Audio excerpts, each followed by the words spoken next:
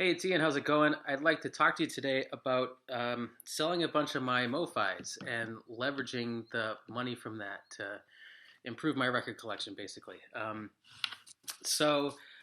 does this come from? Well, that's obvious, right? My MoFi stuff got to be less interesting for me, and I started to look around and just look at what I thought I might be able to get for some of these still at this point. Although at this point it's like a month ago or something like that when I started to sell these. Um, and I just started to wonder, like, could I still get some money from this? Like, sure, I probably could have got more money, 3, 4 months ago or whatever, but can I still profit off of these? Is it maybe worth doing? Since these are records that I mostly don't want anymore, and does it make sense? So I started looking into it. And I quickly saw that, looking at Discogs shows you how much it sold for most recently. And obviously, you can see what else is on sale. And I just got the impression I might be able to sell some stuff.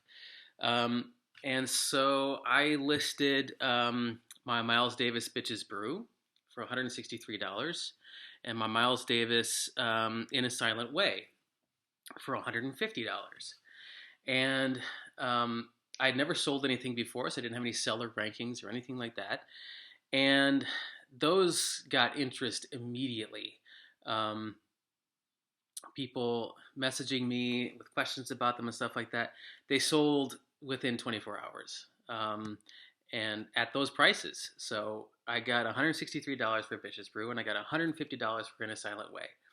I unfortunately don't have evidence for what I paid for these things anymore. I could just make a best guess based on my memory of where I was shopping at the time and what things cost at the time. Is that I probably paid no more than $40 for Bitches Brew when I sold it for 163, and I probably paid no more than $30 for In a Silent Way, and I sold it for 150. And my intent from the beginning, and I'll probably still do this eventually, but they're just lower priority records for me, honestly, is to replace them with if not original, at least 70s pressings. Which looking at prices out there now, you don't necessarily want to get the cheapest VG Plus that's on Discogs. That's not necessarily going to truly be a VG Plus. The cheapest VG Plus I've seen is around $35. I get the impression I could probably get a solid 70s pressing for $50. And something similar for In a Silent Way. But I'm also just kind of being realistic about, like, what do I really listen to? And what am I really interested in? And in a vacuum, do I want Bitches Brew in my collection? Of course I do. It's a record that I respect more than I truly enjoy listening to, honestly. Again, at some point I imagine having it in my collection again. It's just not a high priority, and I'd rather take those profits and fill other holes and get versions of other things that I'm just going to listen to more.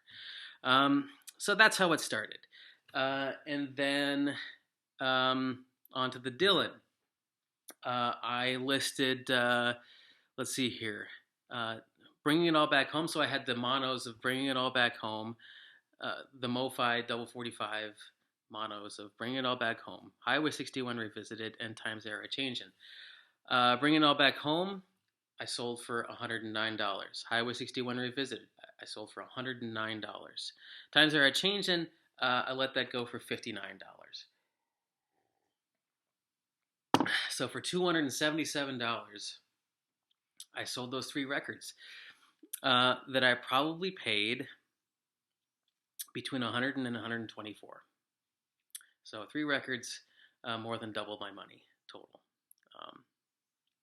And I've got these preferred versions of them. I would much rather have these Kevin Gray cut monos from Sundays. This one was actually the George Ingram cut. It was listed incorrectly on Discogs. Amoeba. I generally love Amoeba, but anyway, it still sounds great, and these sound incredible. I love them. I got these early on because I just wanted a 33 RPM version that was analog, and this Kevin Craig cut version. They're amazing. I love these. This is what you should get, and not the MoFi. And that's what I have. Let's see. I sold my MoFi Miles in the Sky for $69. Again, probably paid $40 at the most for that. So it didn't quite double my money, depending on exactly what I paid for it, but I don't know anymore. And I got, I think this isn't an original. I think this album is originally from '69, maybe, and I think this is a '71. And it sounds better than the double 45 MoFi, and it's the 33 instead of a 45. So I actually fucking listen, and I actually listen to it. You know, the 45s I just don't listen to. So I have a much preferred version, and I profited hugely from selling the MoFi. Got this and still had money left over. So just buying and selling the MoFi means that I ultimately got a preferred version of this for free, and I have money left over. That's Miles in the Sky. Oh yeah, and so then I got to thinking about, well, I've got all those REM MoFis, right? And it hasn't come out yet, at least as far as I know. I haven't checked in a while, but it hasn't come out yet. What were those cut from? Right, so there's Document, there's Life's Rich Pageant that came out 2013-ish or whatever. I think they're DSD. Timing-wise, that checks out. And also, I just get a sense of, like, I think I know that the MoFi DSD sound now, which, again, it does sound great. I think it sounds great. However, you know what else sounds fucking great? Is the fucking original, which sounds better than the MoFi. And this was I think $18. For $18, I got an original of Document, and I sold the MoFi for $125. All right, so I got a preferred version that sounds better, and it's just such a no-brainer, you know. So basically, like I wanted to get rid of the REMs before it came out that they're DSD. I think they probably are, and before that got like set in stone, written in black and white somewhere. Sell these things before the bottom drops out of the price is where I was coming from. All right. Life's Rich Pageant I also had. I originally listed that for $135. A guy contacted me about it and said, "Hey, can you double check your grading? Are you sure there's no pops and clicks and stuff like that?" I was even kind of annoyed by the guy's question, even though I do that too. It's understandable. But I didn't indicate that I had play graded it. So anyway, I played through it again, and I found something that I'd forgotten about. I really hadn't listened to it in a long time, and there is a scratch on it that you can hear that makes some ticks. It's pretty minimal. I mean, compared with some of the shit that people sold to me as VG Plus and didn't think was worth mentioning. But me being who I am, I gave a huge discount for that. I ended up selling it for $75. And I got an original. This was kind of a cool. There was frustrations involved, but it was a cool process. Getting the original, because I learned a little bit about Discogs, which is that there's a separate listing for each separate pressing, right? But then there's variants within each of those pressings. I mean, maybe I'm the last person to learn how that works, but I didn't know that, and so this was the Bob Ludwig cut. And how do you know that? Well, there's the Masterdisk stamp, and then there's the RL initials. There's no way I'm going to be able to get that to show up. Anyway, there's RL initials. And then it turns out there's several different variants of it. And I think there's 7 variants, and I think variants 1 through 3 have that on both sides. There's a Bob Ludwig lacquer cut stamper on each side. And then variants 4 through 7 only have it on one side. And then on side B, there's still a Masterdisk stamp, but there's not a Bob Ludwig etching on side B. On side, no, this is REM. They don't call it that.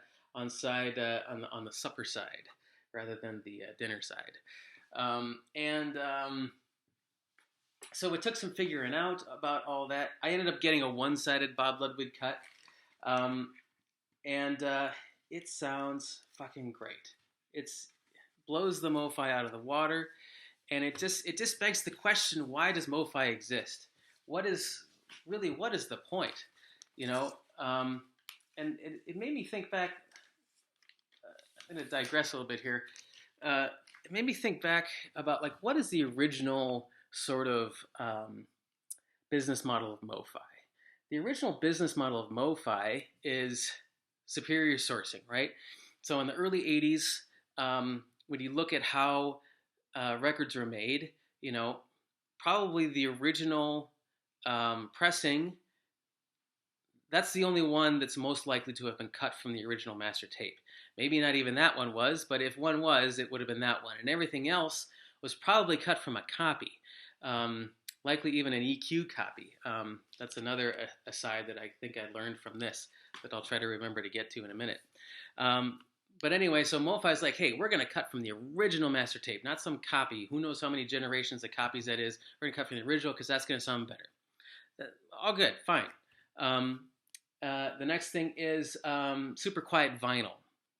Okay, that's good too, right? And that was in a day and age where you know, coming out of the oil embargo and everything, where like, you know, recycled vinyl was being used that has like chunks of paper in it that negatively affects the quality. That's making for surface noise, right? And so when you got a company saying, hey, we're not going to use that crap, we're going to use stuff that isn't going to have surface noise, okay, that's also a selling point. That makes sense too. And then their third selling point would have been the half-speed mastering, which now seems like bullshit, quite frankly. But whatever. Like they had these three selling points, right? That's the reason for our existence is that better sourcing, better vinyl, and we're going to claim that this is a better sort of process for cut a lacquer, but it isn't really. But okay, fine. That's all well and good. That maybe made sense in 1980 or whatever. But in this day and age, the idea that like, hey, we're going to do it better than Bob Ludwig is just really just like arrogant, quite frankly. Of course they're not going to do it better than Bob Ludwig. And that all just seems so painfully obvious now. And I just continue to regret giving MoFi the benefit of the doubt, not really being suspicious of them, of just like holding them in high regard for no good reason. Just kind of like assuming they're always doing whatever it takes to just always make it sound better. They're spare no expense to make it sound better. And that's just not the case. It's not the case. It's bells and whistles, actually, to raise the price, is what it really is. It's snake oil. And as someone who gives a shit about sound quality, I feel like I tend to be more on the other side, sort of like defending from accusations of stuff being snake oil. And now I actually see it for what it is, at least in the case of Mobile Fidelity. So anyway, get the Bob Ludwig cut of this if you can. I got this for $30. You should be able to get it for that price too. It's awesome. It's this is this is how it sounded best at the beginning, and it's never been improved upon. Let me get into how we're already at 13 minutes. But fuck it, man. I think I got some insight into the workflow at Masterdisk. Okay, Bob Ludwig cut at Masterdisk back then, and I got to thinking about, okay, why are there lacquers that have a Masterdisk stamp and an RL etching, and why are there lacquers that have a Masterdisk stamp and no Bob Ludwig etching? And furthermore, it says on these mastered by Bob Ludwig, regardless of what etching is on the stamp, and what does that all mean? So I thought about that, and I thought about what I know about the recent Steely Dan UHQR reissues, which you guys can have. I'm not going to be ordering those. They're all yours. But there's one, I think it's Asia, which, as someone who speaks German, I think it should be pronounced Aya. That's how a German would pronounce it, Aya. Just my 2 cents on that. Anyway, what were we talking about? Oh yeah, so they don't have the original master tape. What do they have? They've got an EQ'd copy. And so combining all this information, here's what I think the workflow was like at Masterdisk, at least. And I wonder if maybe a lot of places did this. What I think is Bob Ludwig cut the first lacquers from the original master tape. Bob Ludwig receives the master tape, makes his mastering decisions, that is to say, he EQs it, and then that signal goes into the lathe. He cuts lacquers. That signal is also split out, and he makes a copy. He makes a tape copy that then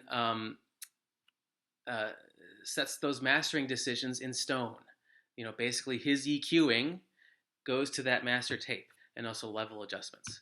Level adjustments, EQing, goes to this copy of the master tape, right? So he cuts lacquers with the master tape, and he makes a copy of the master tape, and then underlings take that copy of the master tape and make further lacquers, because back in those days, records was basically all there was, records and tapes, and so there were just shitloads more of records sold, and so they needed many lacquers to be able to just make enough stampers, and to cut at different pressing plants, and so they'd send some here, they'd send some there, and so Bob cut the first ones, and then underlings cut the rest from a copy of the tape that he made, and I think that that's how it worked in general.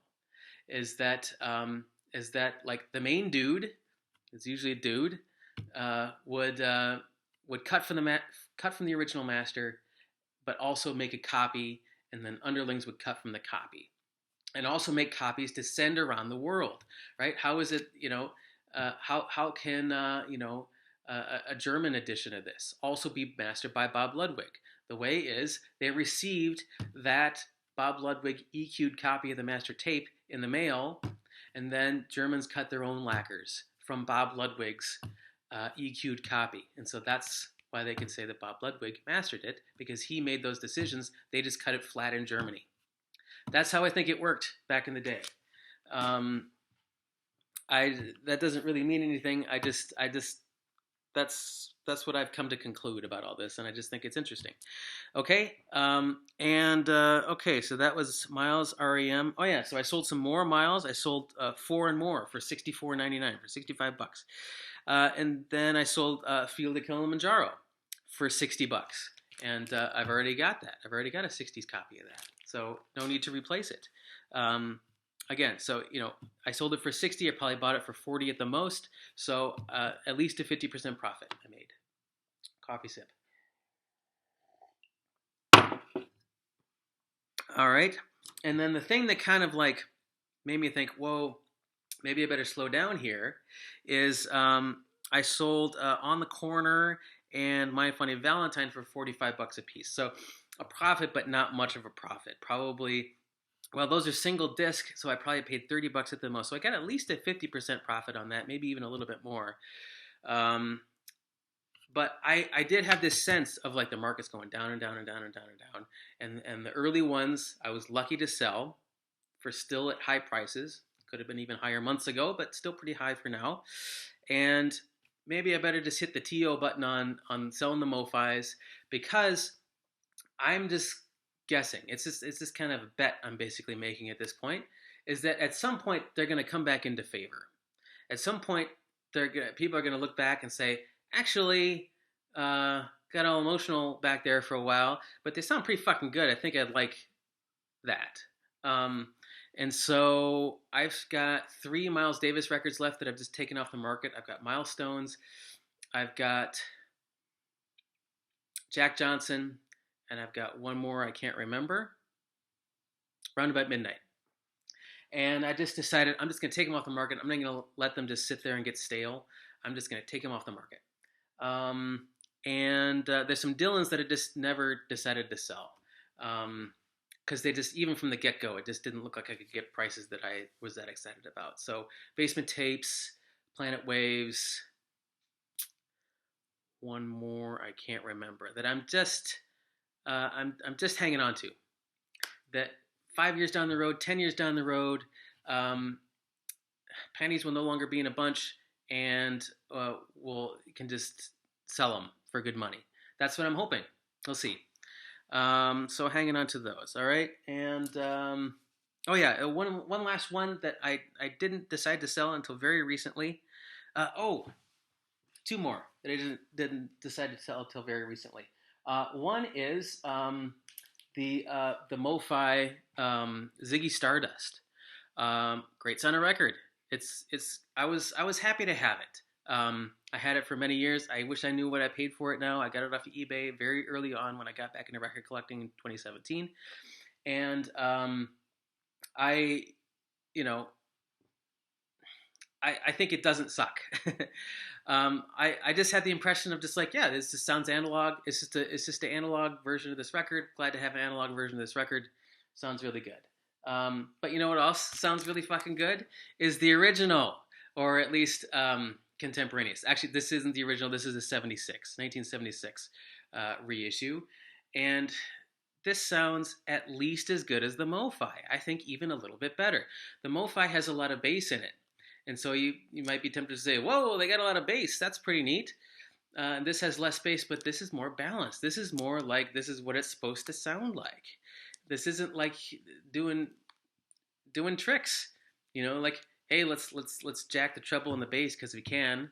This is, no, let's make it sound good, actually. Let's make it sound as good as we can. And that's what this is, instead of like doing tricks to make you like impress you with the bass and the treble.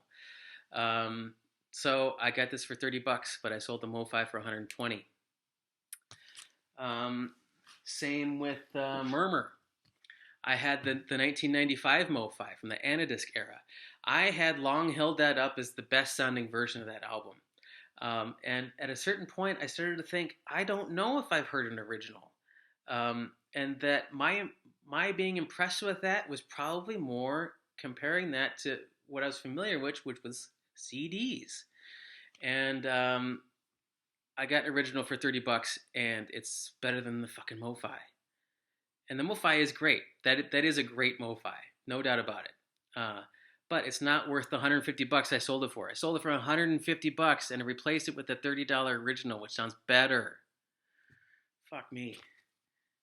All right, so that's all the MoFis. And sold some random other stuff. I sold my digital My Bloody Valentine Loveless that I bought when the most recent deluxe edition came out, and it was looking like I wasn't going to be able to get it because like they wouldn't ship it to America. It was weird. That whole thing is just really strange. So I got a digital one. Anyway, I sold it for $30. I'm pretty sure I got back what I paid for it.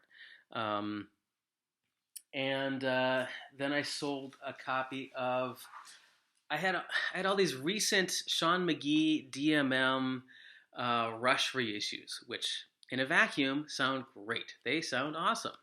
But guess what I never did? Compare them to an original. And you know what else sounds fucking great? Is the fucking original.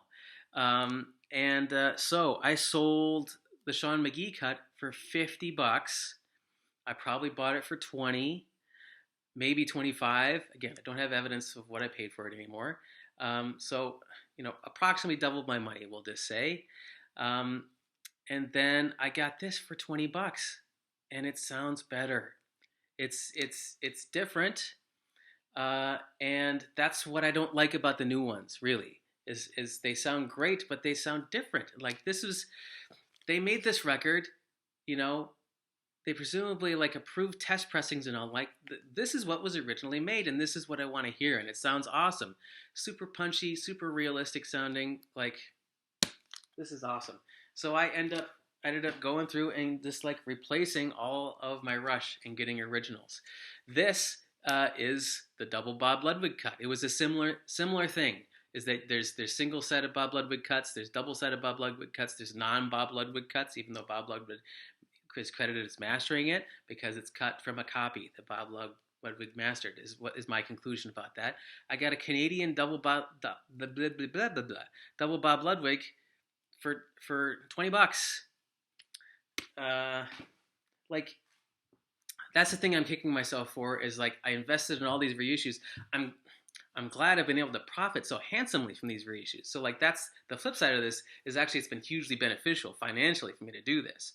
But I assumed with so many reissues that originals were just like prohibitively expensive. You can't find them anyway. But like I got in on these reissues before I got to know Discogs and before I understood what was possible with Discogs. I was just thinking, like, I live in the middle of nowhere.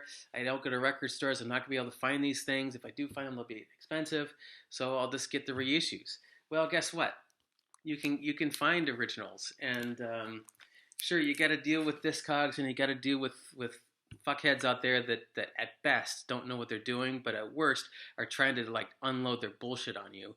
A lot of the times, it seems like that's what they're trying to do is just like wash their hands of it by claiming that they, oh, I just graded visually, sorry, um, right? So like, anyway, I still have some of the Sean McGee cuts for sale. Um, this one was an adventure. I bought one that was supposed to be a '70s pressing, and then you look up the matrices as a 1983 pressing, and I suspect that it's digital. Like that's what first got me thinking. I listened back to it, and I'm like, this doesn't sound all that impressive sonically. And I looked it up, and it turns out it's a 1983 pressing.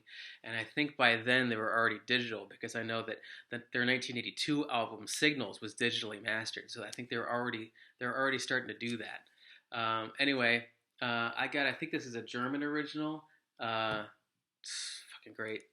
Um, anyway, it's been like really fun just like getting back into these albums. Like you hear these albums in a way that like they just sound better than they've ever sounded before, and it just like gets you excited about them, and that's what's really fun. So I just been getting back into 80s REM, which is so great. Been getting back into Rush, which I'm not supposed to like based on all the other stuff that I like, but I like Rush. I think they're awesome, even though they're ridiculous. And hearing originals and hearing how they're supposed to sound, how they're originally intended. Is just it just makes you excited about these albums again. All right. I sold my Isn't Anything. I had like the extra copy that came with the original analog one. I've got all these Miles Scholl cut Brian Eno reissues. The four experimental rock albums from the '70s, and I got $40 for Another Green World. I got 35 a pop for Taking Tiger Mountain, and Here Come the Warm Jets. And so 70s pressings replacements for those are on the way. They haven't gotten here yet. But anyway, I've profited off of those. I'm going to end up ultimately like getting those albums for free when you consider the buying, selling at a profit, then rebuying. In the end, it comes to zero, and I get preferred versions of the albums.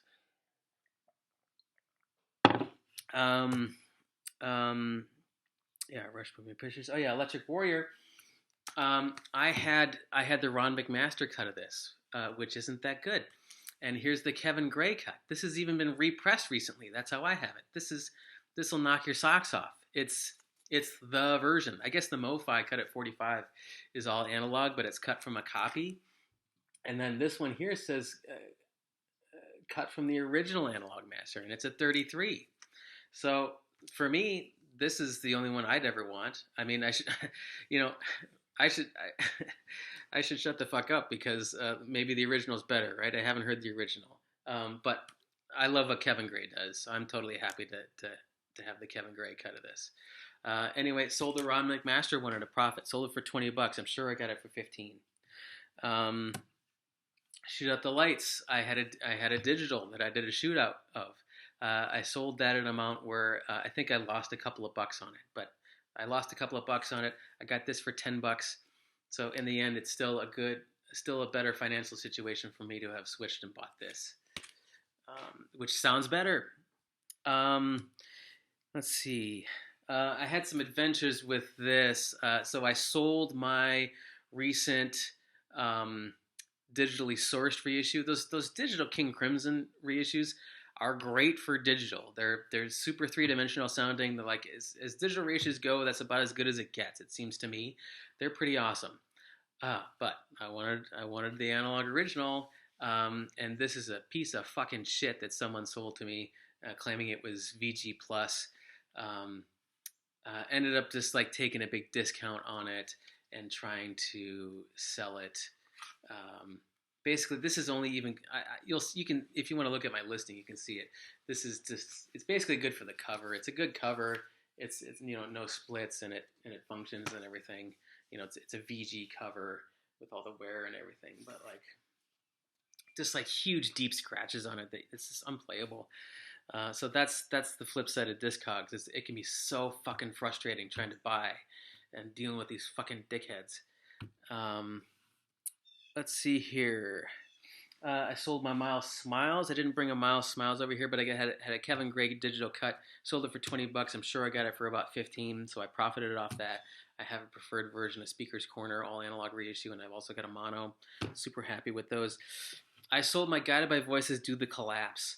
It's currently out of print, and it's quite frankly a shitty reissue. Just a super cheap, low budget, do it for cheap version of it. I got it for 15 to $20, and I sold it for $60 to some rich guy who doesn't want to wait for it to get repressed. And so it's like, all right, here, you fucking take this one, and I'll just wait for it to be repressed. And Coltrane Giant Steps, I had a Japanese mono that it was expensive. I got it for 60, but guess what? I sold for 70. So I profited from having that, and just I'm going to trust that there's going to be a good reissue. My hope is that they do something like they did for this. I also had a Japanese mono that I got for $60 and sold it for $60. And bought this instead. This is that recent all analog Kevin Gray cut. They give you a stereo, they give you a mono, and it's $35. Like for me, this is the ultimate version. So someone else can have that other version and take it off my hands, get my money back for that, and I'll buy the version that I'd rather have. That's better, in my opinion. So that was the Coltrane. I think I told the 2112 story, the Eno story. All right, and so I've been using like the profits then to just fill random holes too in my collection. So like I've got, I've got all those REMs now. This was the one Bob Mould I didn't have. I finally just picked this up. I had a digital version of this from Music on Vinyl, which is totally acceptable. It's not like that shitty or anything like that, but like, why not get an original? So I've still got the Music on Vinyl for sale for $25, and I got this for, I think, in that price range. King Crimson Originals knocked my socks off. Oh my God. This is one of the best sounding records I've ever heard. This is insane. Easy Money, towards the beginning where there's like feet going through like muddy water or whatever. That's just like insane. Like it's like it's in your room. That's some of the best sounding shit I've ever heard. I've got a bunch of reissues of X, and instead now I've got the originals. I didn't bring them all over, but I got all the first 4 X records, which are just brilliant. I love. There's this reissue of Death's, I think their 5th record, Individual Thought Patterns. There's this. The most recent reissues are remixed, and so this was the final reissue of this before they remixed it. So I was happy to get this. I've been filling the holes in my Bowie collection. All right, and so I've also got Aladdin Sane over there somewhere. I got wood glue on it right now because it's dealing with someone's stupid grading. But got Diamond Dogs, got Aladdin Sane. I think all I'm missing now is Hunky Dory. There's the stuff that I really want. Hunky Dory and Young Americans is all I need. And Ramones Pleasant Dreams. Got this for $35. The first 2 Gang of 4 records, I didn't bring that over. I got originals now, and I'm selling my reissues. I'm just kind of kicking myself for ever having bought the reissues. The originals are attainable, and they sound better. They sound phenomenal. That Essence Rare from the first album, just that whole scenario of like they play the intro guitar riff is just like super wide open with mostly like room mics, and then the drums coming in and just like super close dry drums and just punch you in the face. Man, it's brilliant. And like it's okay on the reissues, but and then the original is just knocks your socks off. So I think that's everything I wanted to say about that whole process. I thought about going on some rant about Discog sellers. I'm just gonna leave it at just calling them dickheads. and you just got to look really hard to find the good ones. I've landed on sort of like trying not to buy from people who have a fuck ton of stuff, who don't really even know what they have. They got so much shit. So trying to find more like sellers like me, who are just like have a handful of stuff. They played it. They know what it sounds like. They're maybe willing to listen through to it again if you contact them about it and say, hey, can you give me a report on surface noise and pops and clicks? Obviously paying attention to their ratings and making sure you look at the neutral ratings too, because a lot of times people don't feel totally comfortable giving them a negative rating because they know the seller is just going to retaliate with a negative rating of their own. That happened to me once early on. So yeah, just that's the hardest thing about Discogs. It's just like wading through the bullshit, and trying to find people who are going to sell you shit that doesn't fucking suck. It isn't misgraded, in their favor. All right, so that's been my experience then, leveraging and just making landslide profits and using that to plugging it back into my collection. I still have like a bunch of profit from that too that I'm just kind of wanting to just keep. Anyway, so that's that. I may or may not keep this section, but I'm gonna just like talk. This has been the longest video I've ever made, but besides the interviews. But I want to talk for just a minute about the channel.